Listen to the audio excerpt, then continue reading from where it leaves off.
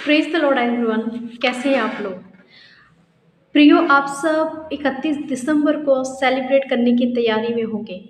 यह साल का अंतिम महीना भी समाप्त होने जा रहा है, लेकिन आगे बढ़ने से पहले, नए साल को शुरू करने से पहले एक पल रुके और पीछे मुड़कर देखें।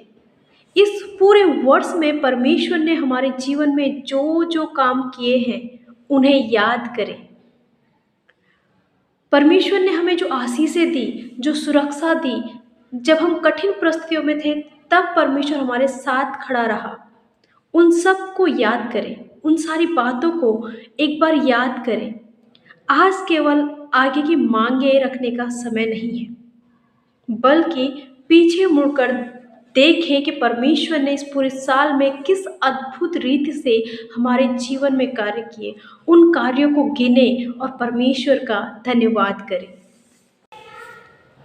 परमेश्वर का वचन कहता है भजन संहिता 111 के 2 पद में, यहोवा के काम बड़े और महान हैं, जितने उनसे प्रसन्न रहते हैं वे उन पर ध्यान लगाते हैं।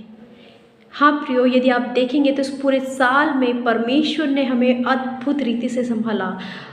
भले ही परिस्थितियाँ कैसी भी रही हो, परमेश्वर ने हमें पूरे साल भर उन परिस्थितियों में खड़ा रखा, उन परिस्थितियों से बाहर निकाला, अनेक प्रकार की आशीषें हमें दी, हर प्रकार से हमें सुरक्षा दी। और अब हम इस साल के अंत में पहुंच चुके हैं। यह वचन हमें याद दिलाता है कि उसके काम बड़े और महान हैं।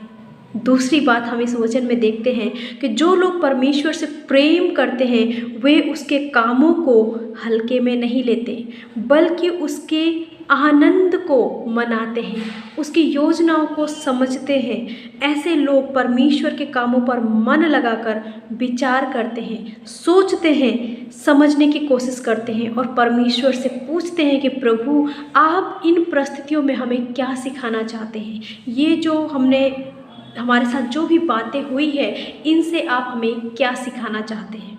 वे केवल चमत्कार देखकर आगे नहीं बढ़ते, बल्कि सोचते हैं कि प्रभु हमें इससे क्या सिखाना चाहता है।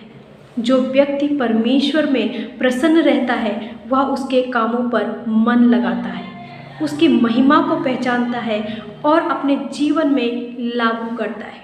हाँ प्रियो, आज की रात बैठें और इस पूरे साल भर परमेश्वर ने जो भी काम आपके जीवन में किए हैं उन पर मन लगाएं, उनको याद करें, उनको लिख लें और परमेश्वर का धन्यवाद करें और फिर आने वाले साल की शुरुआत करें।